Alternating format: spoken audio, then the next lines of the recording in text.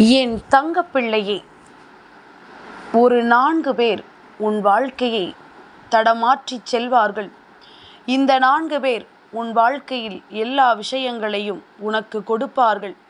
இந்த 4 பேர் உன்னுடைய வாழ்க்கையில் இருக்கின்ற பல பிரச்சனைகளிலிருந்து உன்னை மீட்டெடுப்பார்கள் என்று சொன்னால், இந்த 4 பேர் யார் என்று தெரிந்து கொள்ளாமல் நீ சென்று விடுவாயா? இந்த 4 பேரும் எப்பொழுதும் ஒரே ஆட்களாக இல்லை. இடத்திற்கு தகுந்தாற் போல, சூழ்நிலைக்கு தகுந்தாற் போல இவர்கள் மாறிக்கொண்டே இருக்கின்றார்கள்.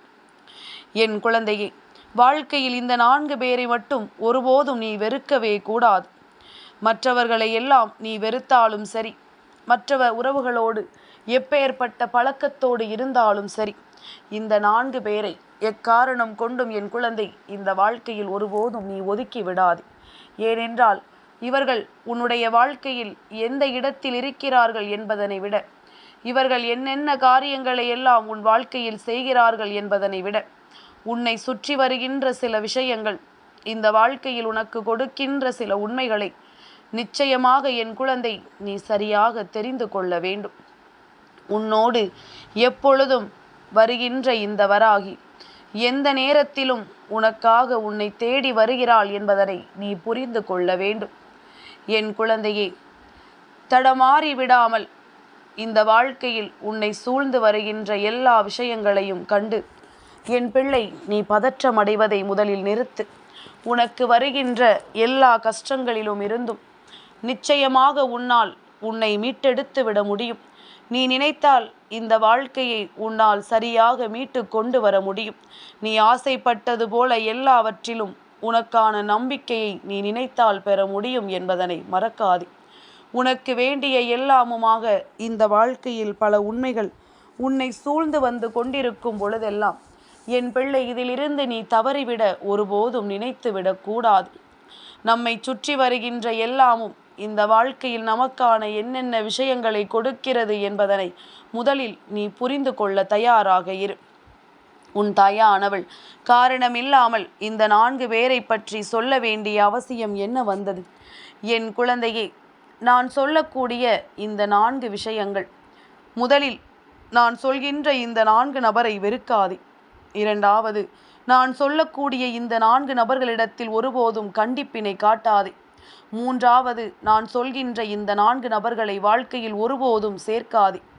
நான்காவது, இந்த 4 நபர்களோடு எப்பொழுதும் நட்போடு நீ பழக வேண்டும்.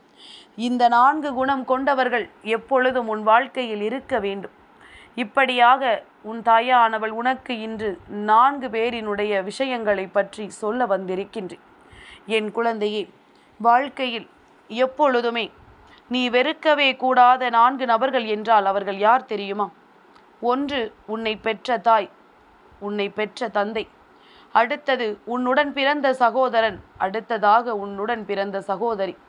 அதாவது தாய், தந்தை, சகோதரன், சகோதரி என்ற இந்த 4 பேரையும் எப்பொழுதுமே வெறுக்கக்கூடாது. இன்றிருக்கின்ற சூழ்நிலைகளை எல்லாம் கண்டாயா?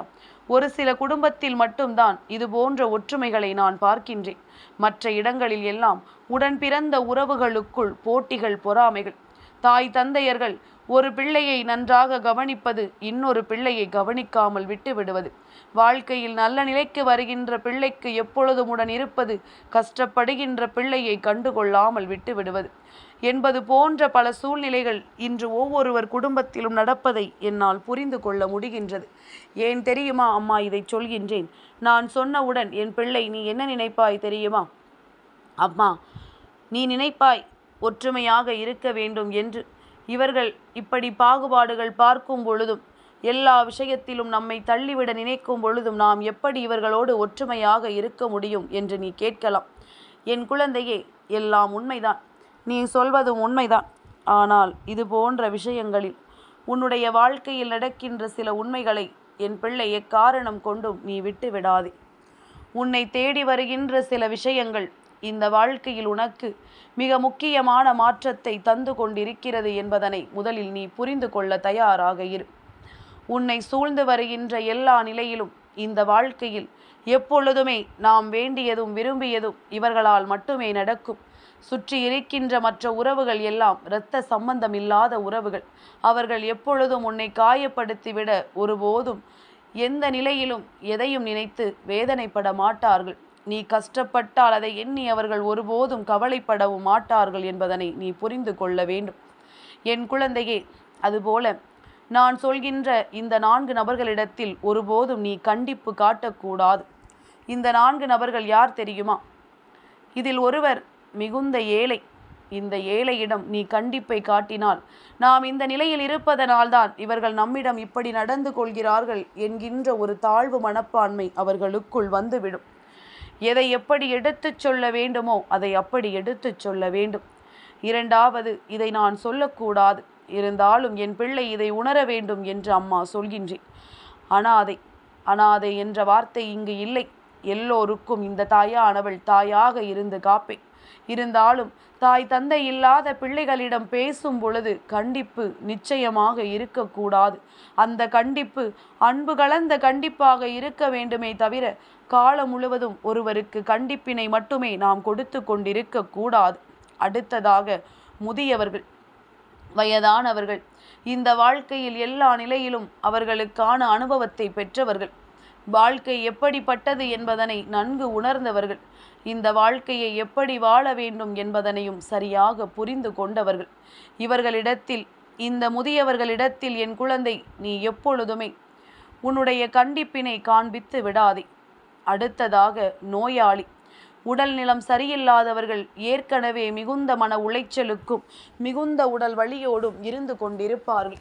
அவர்களிடத்தில் நீ கண்டிப்பினை காட்டினாயானால் ஏற்கனவே வலுவிழந்திருக்கின்ற அவர்களினுடைய உடலும் மனதும் மீண்டும் வலுவிழந்து விடும். இவர்களிடத்தில் எல்லாம் எப்பொழுதும் அன்பினைத்தான் நாம் வெளிப்படுத்த வேண்டும் என்பதனை மறந்து விடாதே. அம்மா இப்பொழுது உனக்கு 2-4 பேரை வெளிப்படுத்தி இருக்கின்றேன்.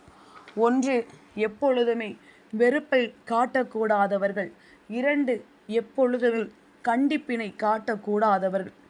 இந்த 2 பேரிடமும் என் பிள்ளை நீ எப்பொழுதுமே கவனமாக இருந்தால், நீ நினைப்பது போலவே மற்றவர்களும் இருந்து கொண்டிருந்தால் அந்த வாழ்க்கையில் பிரச்சனைகள் என்பது அவ்வளவு எளிதில் வந்து விடாது.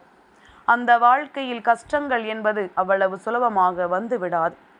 என் குழந்தையே, நான் சொல்கின்ற இந்த 4 பேர், அடுத்த 4 பேர், இவர்களை எப்பொழுதும் இந்த வாழ்க்கையில் நீ சேர்க்கவே கூடாது. அதில் முதலாவது முட்டாள். என் குழந்தையே, முட்டாள் என்பவன் தானாக வாங்கி வந்த வரம் அல்ல. மற்றவர்கள் எடுத்துச் சொல்லியும் மற்றவர்கள் நல்லதை வழிகாட்டி கொடுத்தும் அதை செய்யாமல் இருப்பவனுக்கு பெயர்தான் முட்டாள் அல்லவா? இரண்டாவது, மடையன். தன்னுடைய மனதில் இருக்கின்ற விஷயங்கள் எல்லாவற்றிலும் சரியான எண்ணங்கள் இல்லாமல் தன் முன்னால் நடக்கின்ற நல்லதை கூட என்னவென்று உணர முடியாமல் இருப்பவன். மூன்றாவதாக, சோம்பேறி.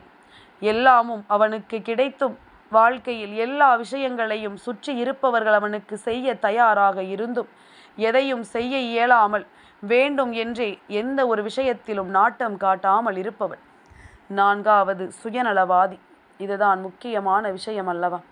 சுயநலம் கொண்ட இந்த மனிதன் எப்பொழுதும் உன்னுடைய வாழ்க்கையில் உனக்கு உண்மையாக இருந்துவிட முடியாது. சுயநலம் கொண்ட இந்த மனிதன் உன்னுடைய வாழ்க்கையில் எந்நாளும் உனக்கு மிகுந்த வேதனைகளை தந்து கொண்டிருப்பான் என்பதனை நீ மறந்து விடாதே. சுயநலமான எண்ணத்தோடு இந்த வாழ்க்கையை வாழ்கின்றவர்கள் எப்பொழுதும் மற்றவர்களுக்கு மத்தியில் நல்லபடியாக வாழ்ந்து விட மாட்டார்கள் என்பதுதான் உண்மை. மற்றவர்களுக்கு மத்தியில் நல்லபடியான ஒரு அன்பினை இவர்கள் வெளிப்படுத்தி விட மாட்டார்கள் என்பதுதான் உண்மை.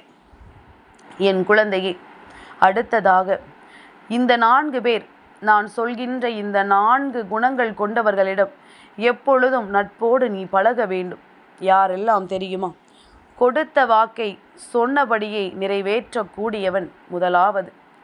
இரண்டாவது, மனதளவில் தூய்மை உள்ள எண்ணம் கொண்டவன். மூன்றாவது, கண்ணியவான்.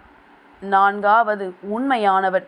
இந்த 4 பேரிடமும் எப்பொழுதும் என் குழந்தை நீ நட்போடு பழகி கொண்டிருக்க வேண்டும்.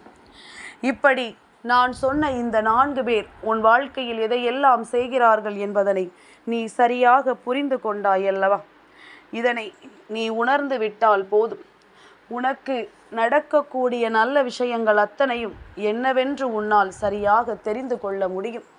உனக்கு நடக்கக்கூடிய எல்லா உண்மைகளையும் என் பிள்ளை இந்த வாழ்க்கையில் இந்த 4 பேரை தழுவியே நல்லபடியாக நீ கொண்டு சேர்த்து விடுவாய். உன்னோடு எப்பொழுதும் நான் வருகின்ற இந்த நேரங்களை நீ உணர வேண்டிய காலகட்டம். உனக்காக உன் முன்னால் வந்து நிற்கின்ற இந்த வராகி சொல்லக்கூடிய விஷயங்களை எல்லாம் கவனமாக எடுத்து கொள்ள வேண்டிய காலகட்டம். இனி என்ன நடந்தாலும் ஏது நடந்தாலும் அந்த இடத்தில் என் பிள்ளை நீ துவண்டு போய் விடாதே. உன்னை சுற்றி வருகின்ற எல்லா உண்மைகளையும் என்னவென்று கண்டு கொண்டு நீ நல்லபடியாக இந்த வாழ்க்கையை வாழ்வதற்கு எப்பொழுதும் தயாராக இரு. சுற்றி வருகின்ற சூழ்ச்சிகள் எப்பொழுதும் இந்த வாழ்க்கையில் நமக்கு இன்னல்களை கொடுக்க தயாராக இருக்கும். கூடி வருகின்ற மனிதர்கள் எப்பொழுதும் இந்த வாழ்க்கையில் உன்னை காயப்படுத்த தயாராக இருப்பார்கள். உன்னை சுற்றி வருகின்ற இந்த விஷயங்களில் உனக்கான உண்மைகளை எல்லாம் நீ கவனத்தில் கொண்டு எப்பொழுதும் நல்லபடியாக இருந்து விட்டாயானால் உனக்கு நடக்கக்கூடியது அத்தனையும் நல்லதாகவே நடக்கும் என்பதனை நீ தெரிந்து கொள்வாய். உன்னை சுற்றி வரக்கூடிய எல்லா உண்மைகளும் எந்நாளும் உன்னை தெளிவுபடுத்தும் என்பதனை நீ புரிந்து கொள்வாய். என் தங்கமே, வழிதடுமாறி நின்ற பொழுது இந்த வாழ்க்கையில் யாரும் உன்னை கைகொடுத்து தூக்கிவிடவில்லை என்று வருந்தாதே. நல்ல எண்ணங்கள் கொண்டும் இது போன்ற நல்ல சிந்தனைகள் கொண்டும் இந்த வாழ்க்கையில் யார் உன்னை தேடி வந்தாலும் அவர்களை ஒருபோதும் நீ வெறுத்து விடக்கூடாது என்பதில் கவனமாக இரு. என் அன்பு குழந்தைக்கு உன் அம்மா சொல்கின்ற சில விஷயங்கள் இந்த நேரத்தில் மனதிற்குள் சில நெருடல்களை ஏற்படுத்தலாம். ஆனால் உண்மை என்ன தெரியுமா? நாம் யோசிப்பது போல நம்மை சுற்றி இருக்கின்ற மனிதர்கள் யாருமே ஒருபோதும் யோசிப்பதில்லை. எல்லோருமே நல்ல நிலைக்கு செல்ல வேண்டும் என்பதனை யாருமே இங்கு சிந்திப்பதில்லை. யாருக்கு என்ன நடந்தால் நமக்கென்ன, யார் வாழ்க்கையில் எந்த விஷயங்கள் வந்தால் நமக்கென்ன என்பது போலத்தான் இவர்கள் இருந்து கொண்டிருக்கின்றார்கள் அல்லவா? அப்படி இருக்கும் பொழுது என் குழந்தை, இதையெல்லாம் நீ சரியாக உணர வேண்டிய காலகட்டம் உனக்கு வந்து விட்டது. இதையெல்லாம் நீ தெளிவாக புரிந்து கொள்ளக்கூடிய நேரமும் உனக்கு வந்து விட்டது. நல்லதொரு மாற்றத்தையும் நல்லதொரு திருப்பத்தையும் கண்டுகொள்ளும் பொழுது இந்த வாழ்க்கை உன்னை சூழ்ந்து வருகின்ற எல்லாவற்றிலும் உனக்கான உண்மைகளை எடுத்து தந்து கொண்டே இருக்கும். எந்த இடத்திலும் உனக்கான உண்மைகளை மட்டும் என் பிள்ளை நீ விட்டு விடாதே. எந்த நிலையிலும் இந்த வாழ்க்கை உனக்கு தருகின்ற நன்மைகளை நீ தொலைத்து விடாதே. நடப்பது எல்லாமும் உன்னுடைய நன்மைக்காகத்தான் என்பதனை நீ புரிந்து கொண்டாயானால் நிச்சயமாக இந்த வாழ்க்கையில் நீ அனுபவிக்கக்கூடிய எல்லா நல்ல விஷயங்களையும் நீ என்னவென்று சரியாக புரிந்து கொள்வாய். உன்னை சுற்றி வரும் எல்லாவற்றையும் என் குழந்தை நீ என்னவென்று நிலையாக தெரிந்து கொள்வாய். நடப்பது எல்லாமும் உனக்கு என்னவென்று நீ உணரக்கூடிய தருணம். இனி இந்த வாழ்க்கை உனக்கு ஒட்டுமொத்த மகிழ்ச்சியையும் ஒரு சேர நிறைவாக கொடுக்கும் என்பதனை நீ புரிந்து கொண்டாலே போதுமல்லவா? எந்த நேரமும் நான் இருக்கிறேன் என்பதனை நீ உணர்ந்து கொண்டாலே உன்னை சூழ்ந்து வருகின்ற எல்லா விஷயங்களும் உனக்கு என்ன கொடுக்கும் என்பதனை உன்னால் தெளிவாக உணர்ந்திட முடியும் என்பதனை நீ தெரிந்து கொள்வாய். இந்த நிலை கடந்து உன் வாழ்க்கையில் நிச்சயமாக ஒரு நல்ல மாற்றத்தை நீ அடைய வேண்டிய காலகட்டம் உனக்கு வந்து விட்டது. இந்த நிலை கடந்து இந்த வாழ்க்கையில் உனக்கான பேரதிசயத்தை நீ உணர வேண்டிய காலகட்டம் உனக்கு வந்து விட்டது. இனிமேல் எப்பேற்பட்ட கஷ்டத்திலும் நீ மனம் தளர்ந்து விடாதே. இனி எப்பேற்பட்ட கஷ்டத்திலும் என் பிள்ளை மனம் உடைந்து விடாதே. உனக்கு நடப்பது எல்லாமும் நல்லதாகவே நடக்கும். உனக்கு நடக்கக்கூடிய விஷயங்கள் அத்தனையும் உனக்கு நன்மைகளை நிச்சயமாக நடத்தி கொடுக்கும். யாரோடு பழகுகிறோம், எப்படி பழகுகிறோம் என்பதில் நாம் கவனமாக இருக்க வேண்டும். அதை மட்டும் ஒருபோதும் நாம் விட்டுவிடக்கூடாது. அந்த நிலையை மட்டும் ஒருபோதும் நாம் தவிர்த்து விடக்கூடாது. இனி என்னவென்றாலும் ஏதுவென்றாலும் உன்னுடைய மனதிற்கு ஏற்றது போல உன் வாழ்க்கையை நீ நல்லபடியாக வாழத் தொடங்கிவிடு. நிச்சயமாக உனக்கான நல்ல மாற்றங்கள் உன்னை தொடர்ந்து வந்து கொண்டே இருக்கும். உனக்கான பேரதிசயமான விஷயங்கள் இந்த வாழ்க்கையில் எப்பொழுதும் உன்னை பின்தொடர்ந்து வந்து கொண்டே இருக்கும் என்பதனை நீ மறந்து விடாதே. நல்லது நடக்க வேண்டும். இந்த வாழ்க்கையில் உனக்கு நன்மைகள் கிடைக்க வேண்டும். எந்த நேரத்திலும் இந்த வாழ்க்கை உனக்கான வெற்றியை உறுதியாக உன் கைகளில் கொண்டு வந்து சேர்க்க வேண்டும் என்பதனை நீ மறந்து விடாதே. என் தங்கப்பிள்ளைக்கு இந்த வராகி அம்மாவினுடைய ஆசீர்வாதங்கள் எப்பொழுதும் உண்டு.